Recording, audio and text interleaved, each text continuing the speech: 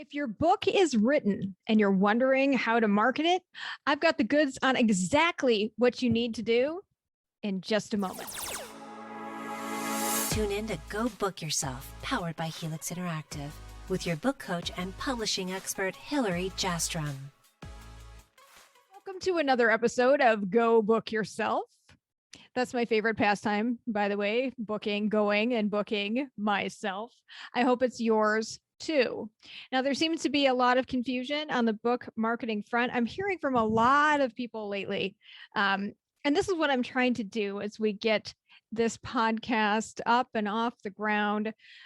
The first episodes, maybe the first 10, 12, 20, whatever, are going to be about what people are talking about and what they need help with. So that's what you're going to find in common, is that if people have come to me and they've said, you know what, I have a question for you. I know you're a book editor, and I wasn't really a publisher in earnest until this year, but they're talking about marketing.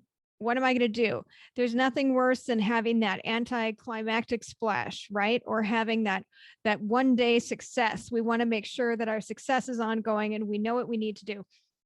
So I'm going to get into it with you and tell you what I know based on my experience in marketing my book, what I learned from my publisher, as well as based on the experience of other people. And I've drilled it down into 3 sections. You know, I'm a fan of chopping things up. So that's what I did. Before we go there, let's spread around some love. Let's have a Coke and a smile. Actually, don't have a Coke. They're bad for you. You don't want to do that. Have a COVID vaccine and a smile. How about that? We'll just change it up a little bit. J Hill Marketing, soon to be J Hill with one less L, creative. Watch for the rebranding soon. And in the meantime, the website is jhill, HILLMARK, jhillmark.com, soon to be jhillcreative1l.com. And we'll get the redirect going as well, so that even no matter what you put in, you're going to get to where you need to go rather. J Hill Marketing and Bookmark Publishing adores you. We adore helping you. We adore helping authors of all kinds and all genres complete their books. And actually, I think that's one of the reasons that I'm here on the planet. I am here to help people tell their stories. I'm here to help people spread their messages and their missions. And that is important to me. I have a passion to do it. So even if somebody's not standing behind me, holding my feet to the fire, I am still finding the best ways for you. And I'd love to work with you. We have a great team of people. It's a small team, and I've told you this before, but it's because I have trust issues. So I have a small team, and that benefits you. You get a little bit more attention that way. But if you're interested and ready to get rolling on that book, go to jhillmark.com. And as I promised today, we are going to talk about your 3 areas of publishing in your book, 3 areas of marketing, rather. Well, yeah, it's 3 areas of marketing. We'll talk about podcasting and speaking as well. So there you go. I gave you the surprise early, but those are the 3 areas. When you're trying to get your book out into the world, those are the 3 areas that you want to focus on. So we're going to dissect those areas one at a time. The first area is social media marketing and other marketing. So I've kind of included everything all at once so that we're not chopping it up so much, but we'll talk about social media first. You and I both know it is critically important for you to have some sort of media. And, you know, also, if you listen to this show, that I am advocating for you to create your book campaign marketing blueprint before you even publish.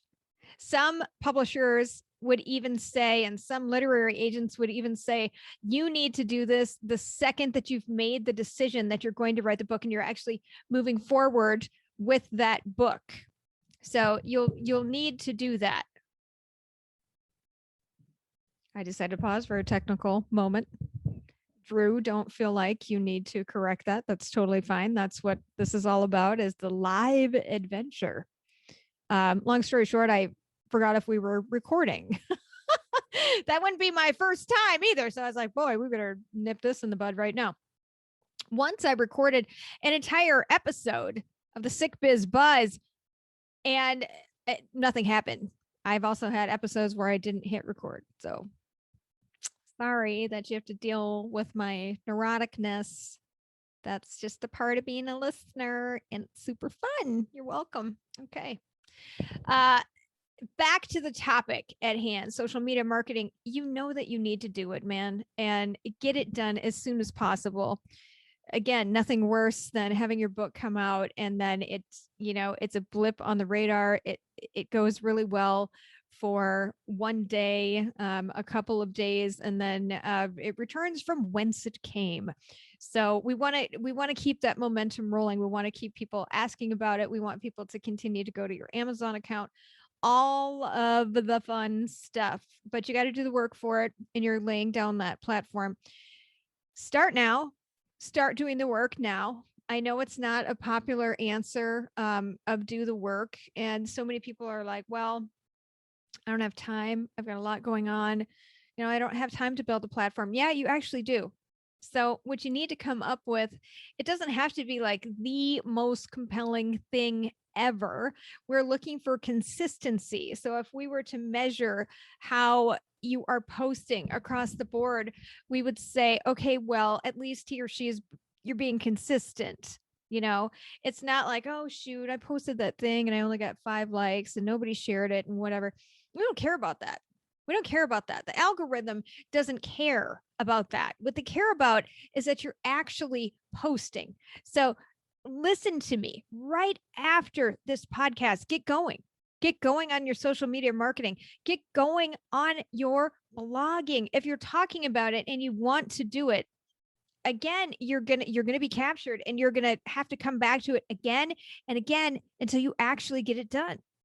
So there's no better time than now. My answer is never going to change. I'm never going to tell you, go on and go out and find a magical marketing company that's going to get you 10,000 irrelevant followers who don't care what you're doing. Like if you do a list, for example, that's great. And I'm actually looking into doing that myself, but you better believe that I am doing my homework. I'm making sure that these are relevant emails, for example. I'm making sure that my followers are relevant, because the key here is engagement. You want to make sure that you have that engagement, and you're going to spread that across your social media. So when I talk about having time, yes, you have time. You have time to figure out one post every single day. Yes, you have time, and you should be posting every single day. Is it a pain in the butt to try and find stuff? Of course it is, but you're going to chop it up. You're going to have some objectives, and you're going to think about it from the standpoint of, what do I hope to accomplish with these posts? So am I going for brand awareness? Am I trying to sell books? Am I trying to relate to my readers so that they will be intrigued and they will want to know more? Am I sharing an event? Am I talking about a promotion? I am looking at breaking up each of my posts so that they hit an objective. And I want to make sure that I'm writing to serve that objective. And then I'm posting everywhere. I am posting on my personal page. I am posting on my business page. I am posting in my writers group. I'm posting on Instagram, on LinkedIn, on Twitter. I don't know much about Snapchat, but maybe you're posting there too. Maybe we're going to do a little TikTok video. Also don't have that because I just don't really, I want to be the standout. I want to be the holdout. That's what I'll say. I want to be the holdout. Like if I suffered a tragic accident, that's what I would want on my gravestone. It would say Snapchat holdout. And I would want people to see that and go, man, she stood for something, and that gets you right there. But you do want to make sure that you are posting.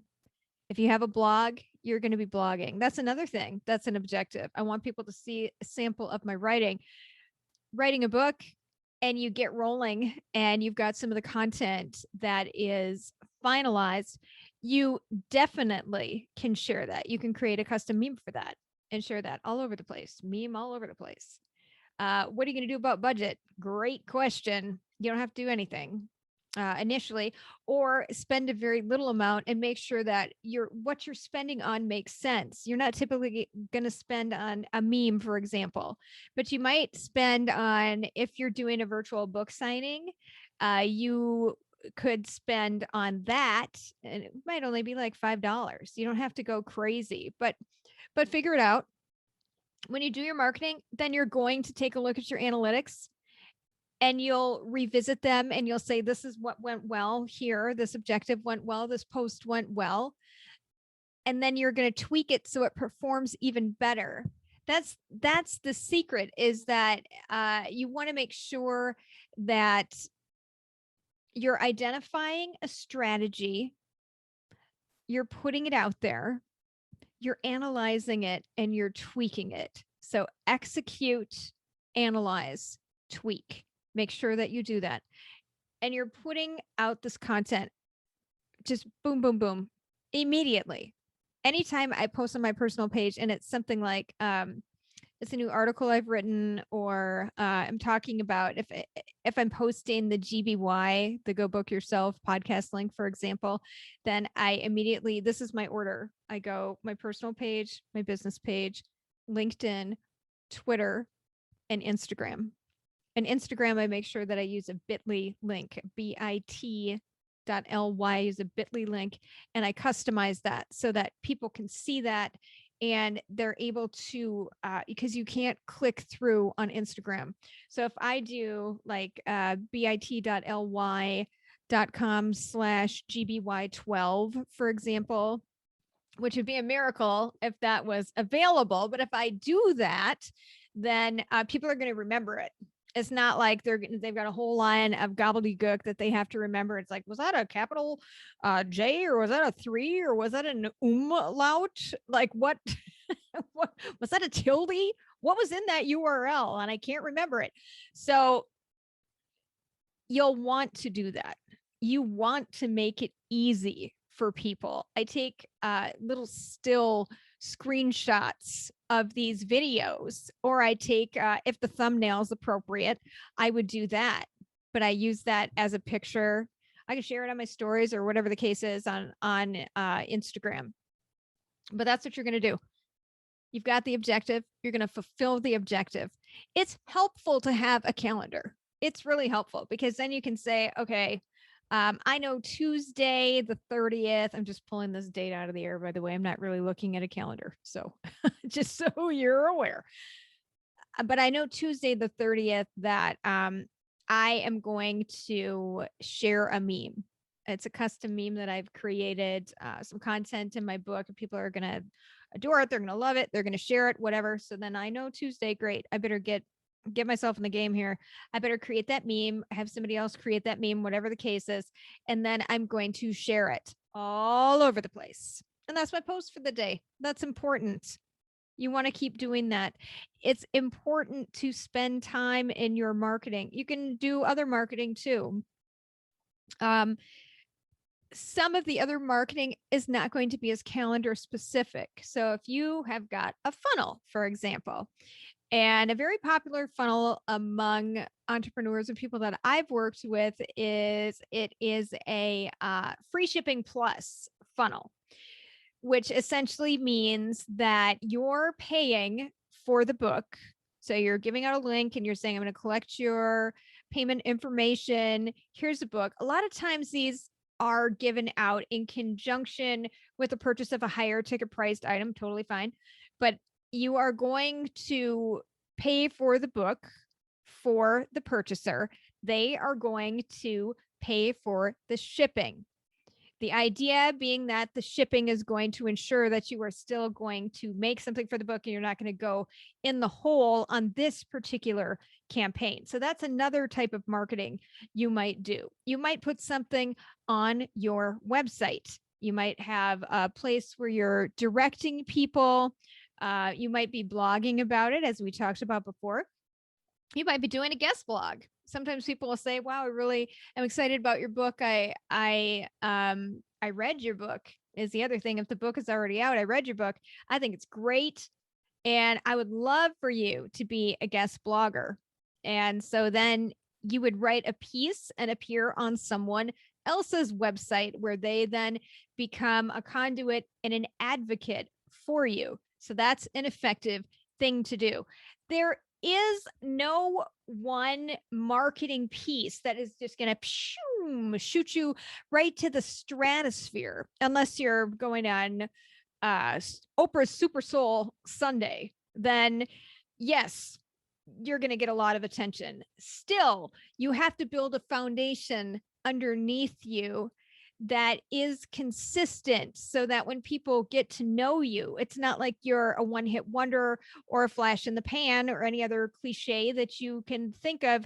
Insert cliche here.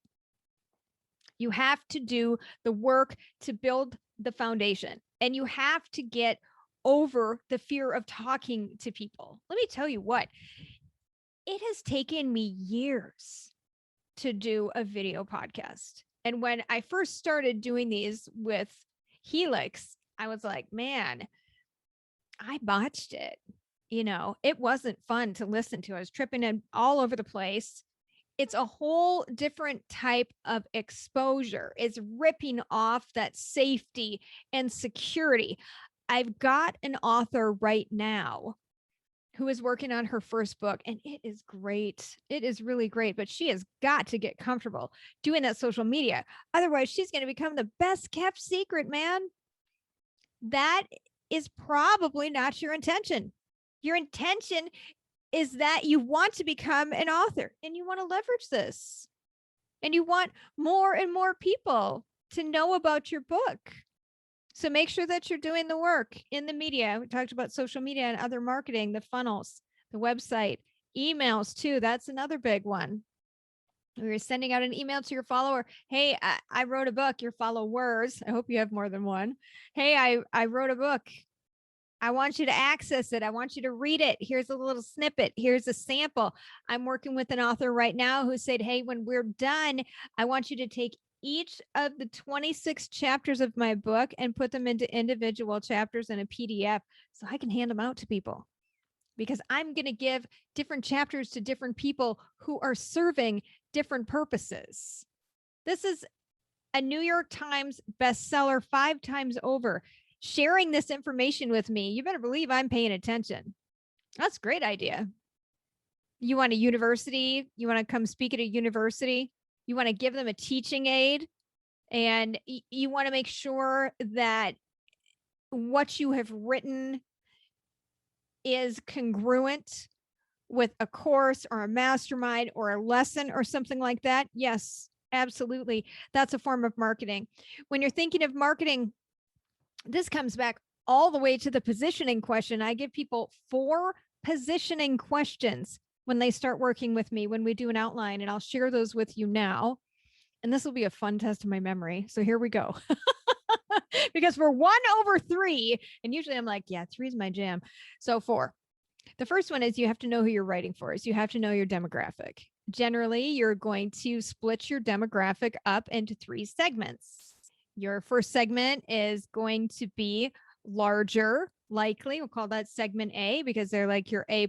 These are the people that really want to hear from you. They want to read your content, and it's the most relevant audience for you. Second, and representing a lesser percentage, is your B audience. They might be somebody different entirely. If your first segment is married women, your second is single women, they're going to have different reasons for reading your book. Maybe your third segment is young adults, and they're just fresh out of high school or something like that. They're going to have a different reason. Or on the flip side, there might be somebody who's retired, they're older, or whatever the case is. But you want to identify those. Break it down into demographics. You don't have to go crazy with psychographics, which is one of my favorite words of all times. When I was back in school and we were learning about psychographics, I was like, yeah, this is pretty cool. Like, what kind of credit card do they use to buy their items? What kind of magazines are they reading? What type of cereal are they eating? When they get up in the morning and they create an avatar in your head of who they are, like Bill gets up in the morning and he listens to K102, which any Minnesota listener is going to go, oh, I know what that is. That's like the oldies station, right? But the point is, why does Bill get up when he does, eat what he does, drive what he does, pay for his purchases in the way that he does, card, cash, whatever? Why does he do that? Because it is attached to some sort of values. So you want to make sure that you know your reader. You don't have to go crazy, but you absolutely want to make sure that you know your reader. That is the first one. Who is reading my book? First question. Second positioning question, why is my book different? If you are entering into the zone of so many other books, particularly in a self-help section, so I'm trying to help people, I'm trying to tell my story. Why is it different? Yes, it's different because it's your story. But why is it different? And don't be afraid to drill down into that statement. Think of this like your elevator pitch. So if I walk onto an elevator and they say, hey, how's it going? Nice to meet you. What is your book about? And I say, my name is Hilary Jastram. The name of my book is this, and my book is about this. That is how succinct I want you to be when you're answering. If you find yourself saying it's kind of, sort of, well, I meant to really, and I think I did, and all of those kind of qualifying the statement words, then you haven't worked on it hard enough and you need to go back to it. You need it so it's tight. It's almost like a slogan where you can just pick it up and just like, wham, there it is. There it is. There's no question what this is about. There's no question who it's for and why it's different. So that person will then, after they leave the elevator, they'll go on to say, oh, this is so-and-so's book.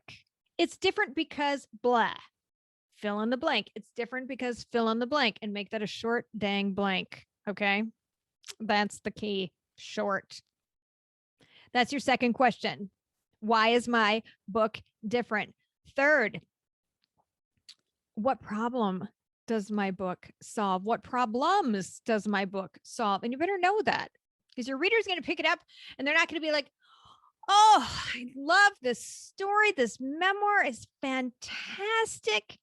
It has nothing to do with me, and that makes it so special. They're going to pick it up and they're going to go, I'm having this issue in my life. I'm having a challenge in my life. I'm looking for a solution. So I picked up so-and-so's book because they told me they were going to address that. So if you don't give them what they want, they're going to slam your book and put it right back on the shelf. What problems are you solving for your reader? You can list those problems in the introduction. So a lot of people go to find their information is in the introduction. Oh, great. Here's a chapter on self-confidence. I just need to go to page 79. Fantastic.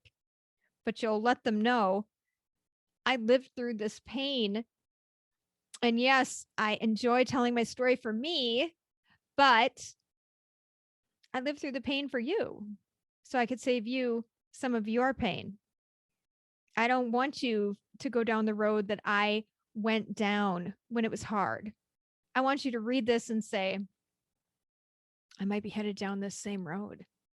I better pull up. I better see. If I'm starting a business, I better figure out what's normal. What do I need to expect? What do I need to plan for? What should I anticipate?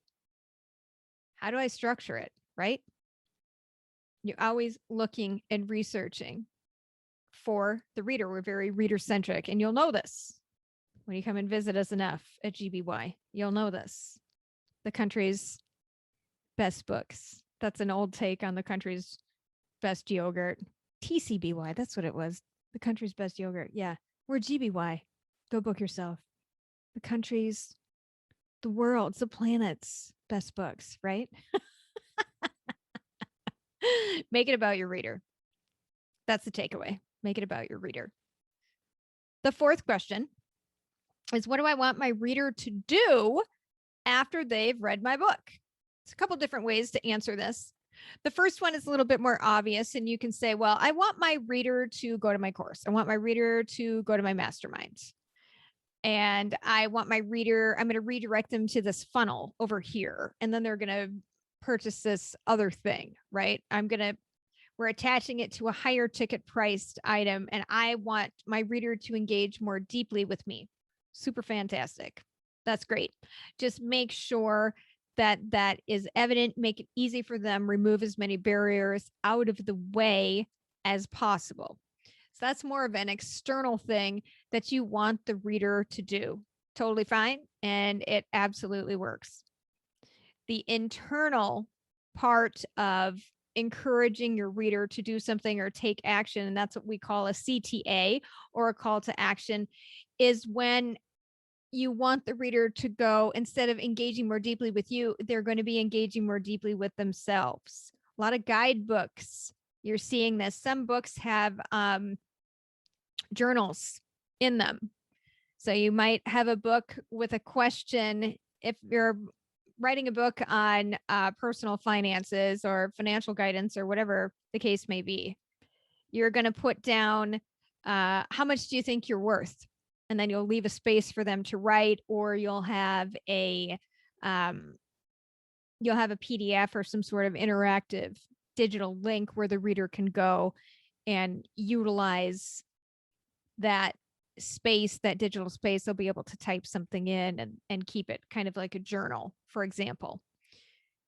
It's the more introspective journey that they are going on to, and you're helping them. You're the guide. Like, you're the magic school bus, man. And this is where we're going today, right into the spleen. Okay. So you're going inward. And how am I helping my reader? What problems am I solving for my reader? What do I want them to do? I don't want them to just read the book and be like, oh, that was a great book. Thanks so much. And here's a review on Goodreads. By the way, always leave a review. I'm trying to get more into the habit of that myself, but make sure you always leave a review. You have no idea how influential that is on an author. No idea. It's crazy. It's crazy how well that tweaks the algorithm. So make sure you leave a review. So social media, other marketing always begins with those positioning statements. We need to know where we're coming from before we can go where we need to go. Also, why the introduction in a book is written last. If you haven't written the content that you're going to introduce, you're only guessing at what that's going to be. And when you start writing and when you start creating that content, you're going to take a different turn. Second, podcasting. I think this is super, super explanatory. Get on a podcast. Get on multiple podcasts. I don't care what it is. I don't care if it's audio only. I don't care if it's video. I don't care. I don't care if you're doing a Facebook Live. I don't care what it is. Open your mouth and talk about your book on somebody else's show. Have an entire episode dedicated to you and your book. Do you have any idea how powerful that can be? You can also take the podcasts and you can create other content around it. I've seen this so many times. One of the very first episodes that we did for GBY was repurposing content. And you better believe you can do that. You absolutely can. So get on a podcast. If you don't know how, start asking. Make a Facebook post. I want to be on a podcast. I wrote a book about this, or I'm writing a book about this. I want to talk about it. Do you guys know anybody? Then stand back, because the floodgates are going to open, because everybody has a podcast now. Why? Cheap media. Well, I mean, you can turn on Zoom and start talking, and then you'll have raw video. You still have to edit it and things of that nature. But it's not like it used to be back in the day when only specific people had access to media being on the air. You know, we're all able to have our own shows if we want them. And I think that's really cool. I think it's really awesome. that is available. So not only can you be on somebody else's podcast, but you can be on your own. I recommend that you push yourself in this area. You're not going to just want to be on one podcast. Make it your goal to be on one podcast a week for 3 months. Then you can kind of cycle through. Of course, you're going to share that on social media. So it ties in to item number 1, social media and other marketing, and making sure that you've got your I's dotted, T's crossed. Get on podcast. Start talking. I don't care if you do a terrible job. I do not care. You shouldn't care either. I don't want to say, I don't want to should you. I don't like shoulding. I never have. You should do this. You should try this. No, I shouldn't. You don't know me, man. Even if it worked for you, don't should me. What I can tell you is if you do it, it's going to work because it will provide you with a media piece that you will be able to leverage. And if you push yourself and you get a podcast done once per week for 3 months, we'll say, you've loaded up. You get to keep coming back to that. You own it. You can put it on YouTube or whatever you want to do. Blog about it, like we talked about. Start your own podcast. Easy peasy, lemon squeezy.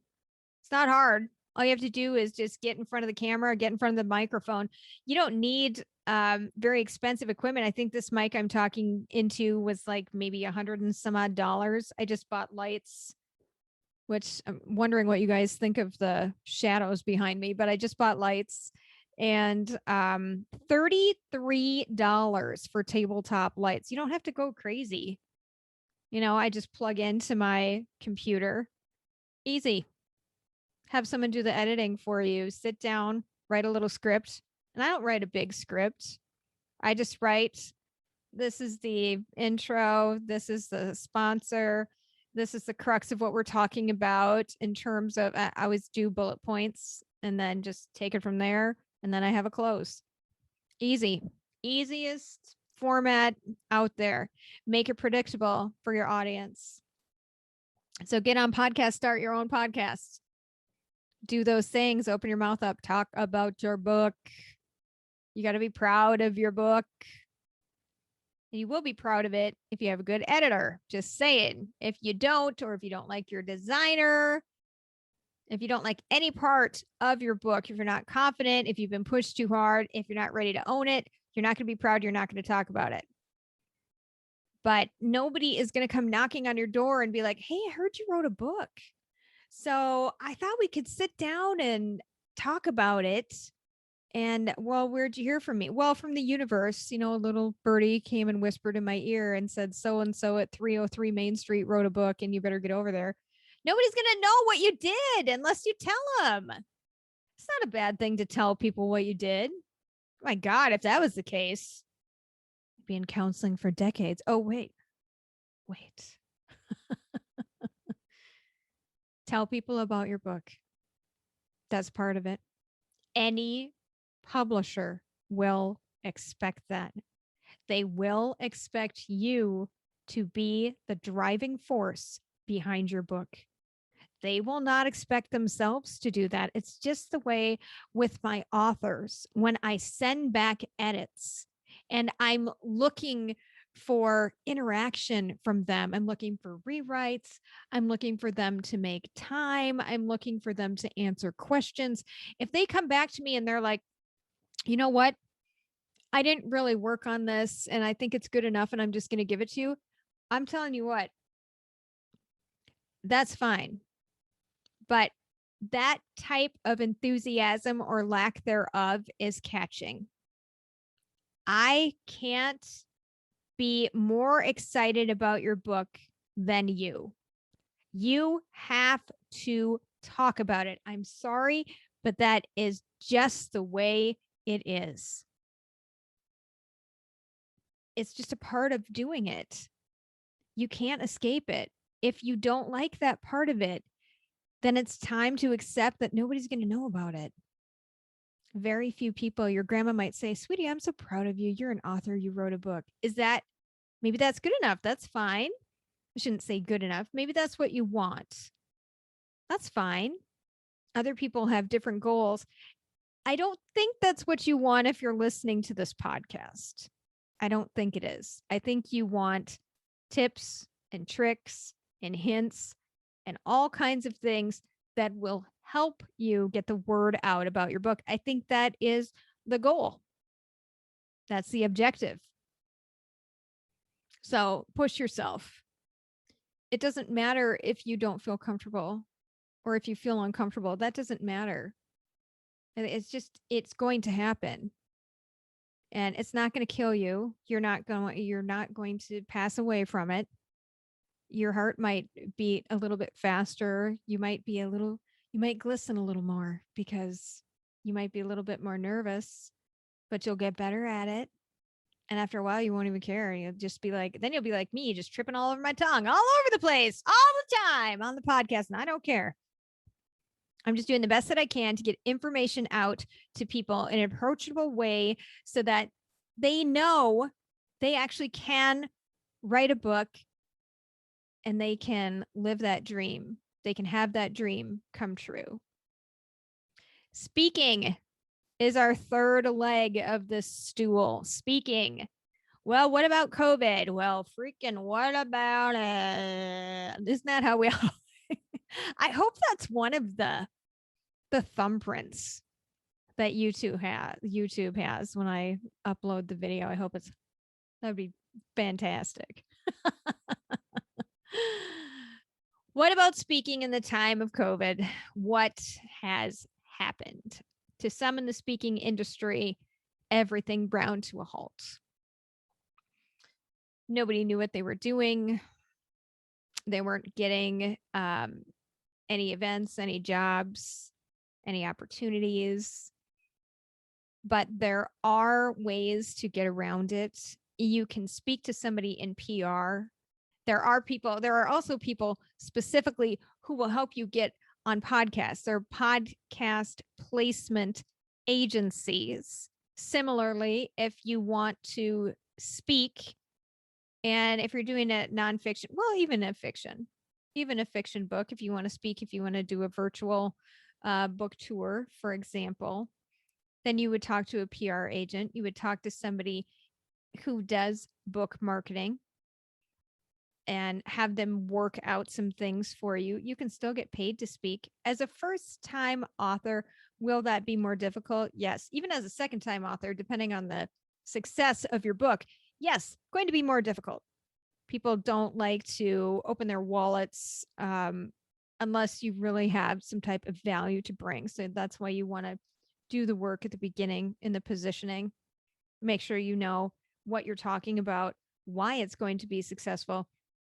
You know, I've even done analysis of some brands, for example, to look at what makes them successful. It was a needed product. It filled a need in the market. Your book is no different. How are you filling a need in the market? Do that. Come up with a solution. Come up with something that people find valuable, and they're going to come for you. They will. Well, open your mouth and then they'll come for you. Again, if you hide in your house, they're not going to come for you because they won't know. But you can reach out to people and let them know you want to speak. There are different mastermind groups. And in fact, I think groups is a great place to start because you can become the SME, the subject matter expert in these groups that people will see you as. Oh, that's Jan. She wrote this great book. Fantastic. I think we should have her come in and talk to our group about overcoming imposter syndrome. Fantastic. Something might come of it. Something might not come of it. Again, we're looking at the results in aggregate. We want to keep going. Don't get hung up on that. Oh, I gave the speech. Only 3 people showed up. Who cares?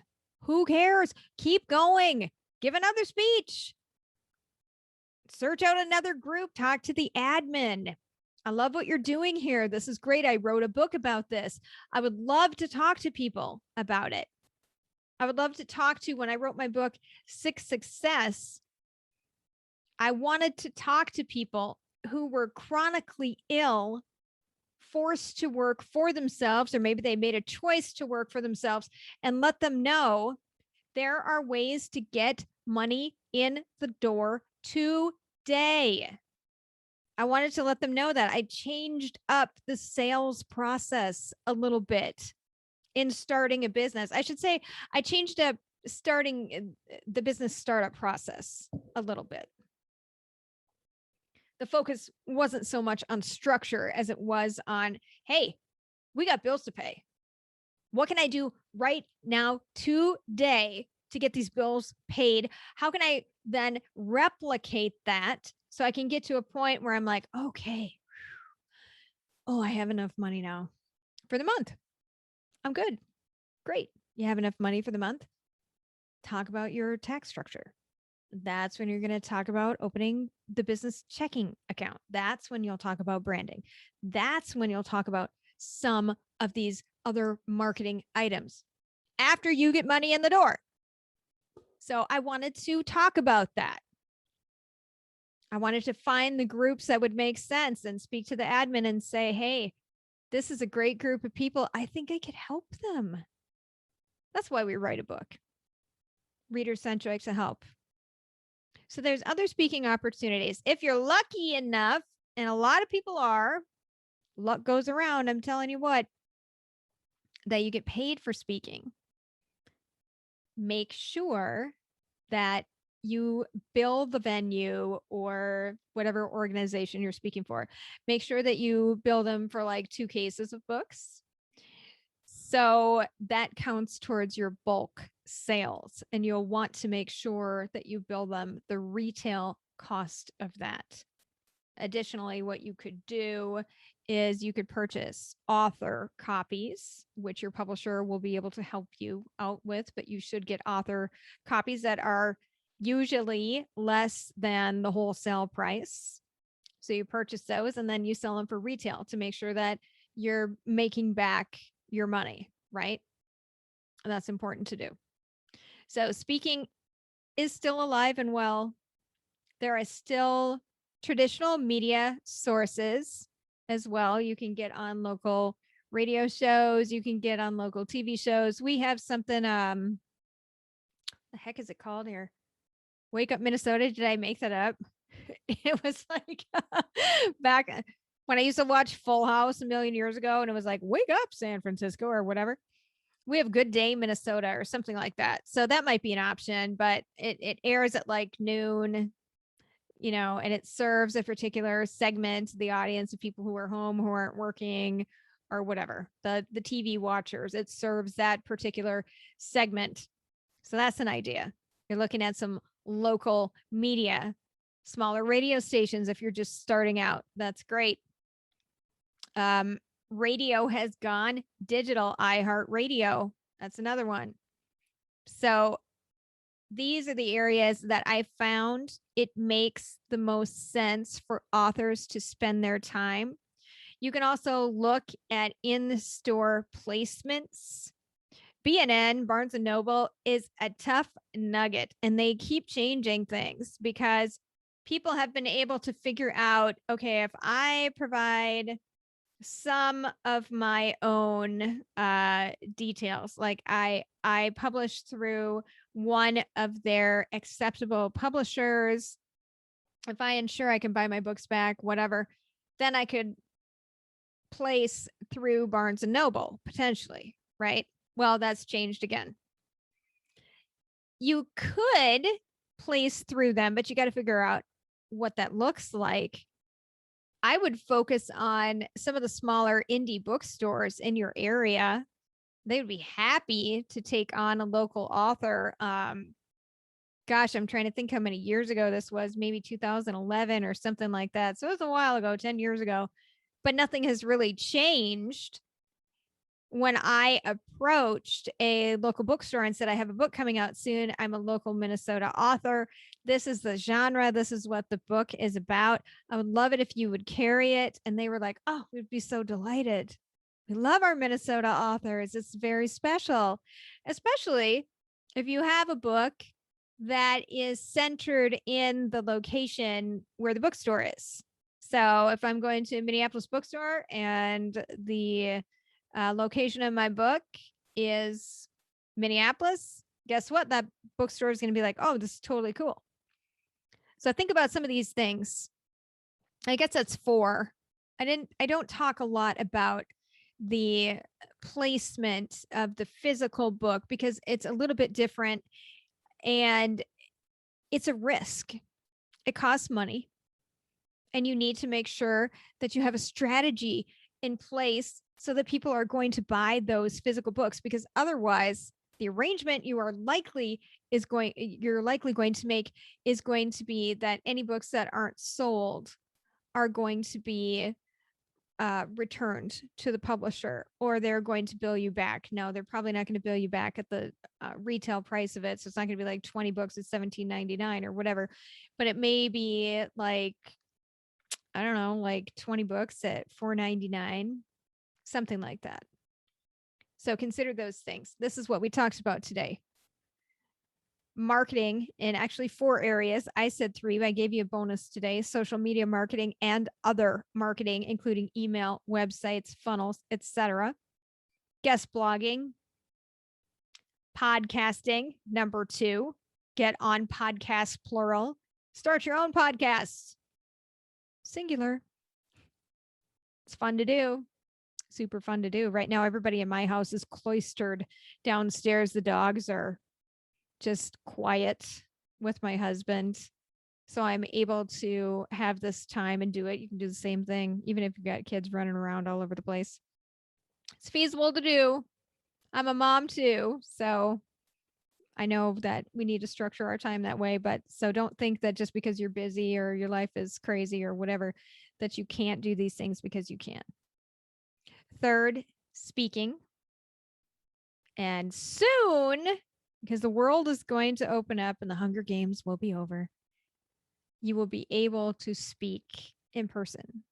Just like we'll be able to fly around and do things that we'll be able to do things with abandon again, things that we took for granted.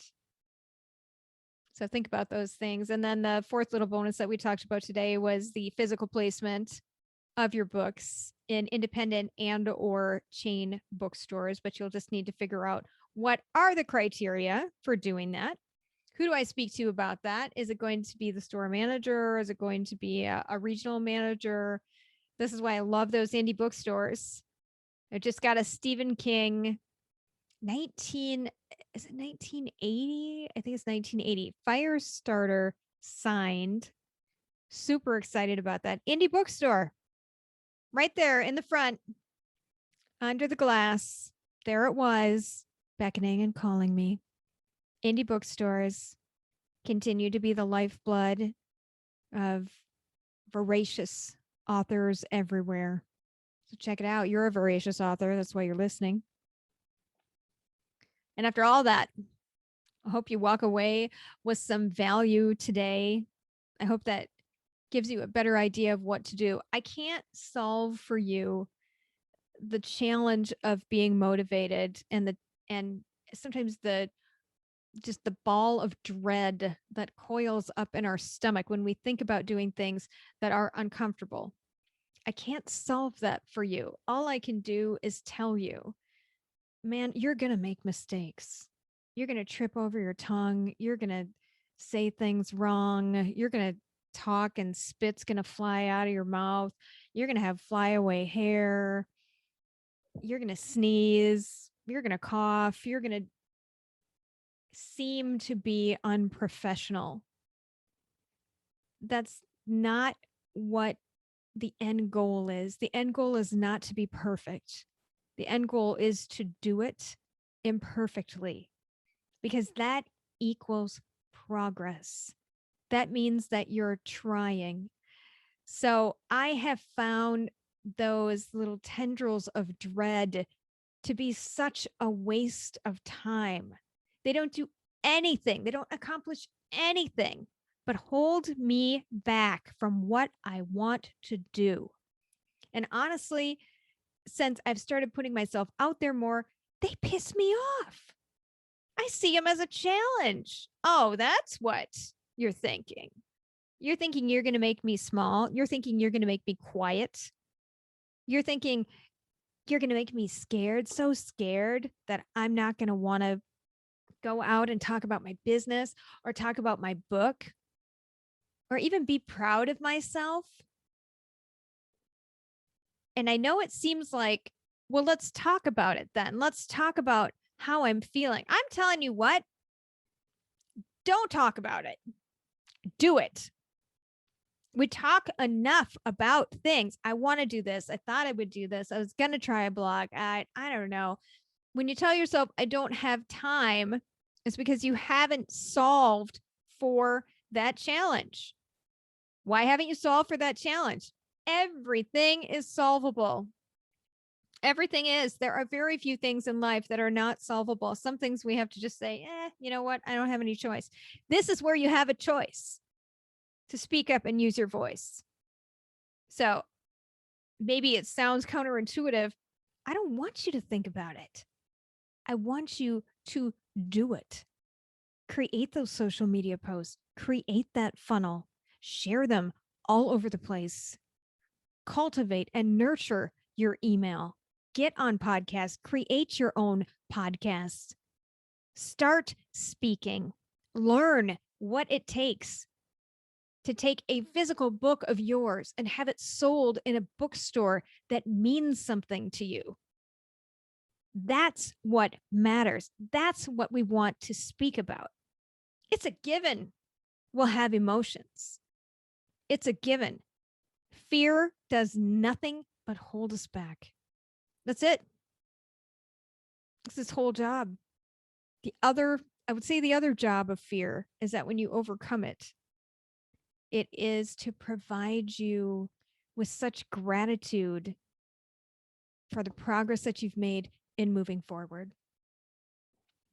So, social media and other marketing, podcasting, speaking, physical placement of your books. That's where you're going to want to pay attention. Along the line, you'll do things like, what genre should it go in? Where's my pricing going to be? That all depends. Length of the book, genre of the book. Are you doing a promo? Are you going to have a limited time author where people offer, rather? How was that for a little snafu right there? And proof, I screwed up. Who cares? Just gonna roll right on. Rolling on the river, baby. All those things are discussed. All those little idiosyncratic things that you don't know about are going to be discussed. The pricing, the initial promo. Am I going to have this for 99 cents for 24 hours and try and get people to buy it? We don't know. We'll talk about it. Think about those things. Stack up those sales. Am I going to do a pre-order? Absolutely can do that. It's another thing that you can do on Amazon particularly is make sure that the pre-order allows people to buy your ebook before it has been published. You give, if I am purchasing somebody's ebook and it's not out yet, and I take a pre-order link, as I set it up on the back end in Amazon, KDP, Kindle Direct Publishing.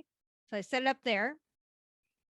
So then I'm able to share that link with people and say, here, everything's live. My pre-order is live. My book is not live, but you can order it now. Here's the link and you can pay for it now. So it's going to be delivered to your device. Perfect.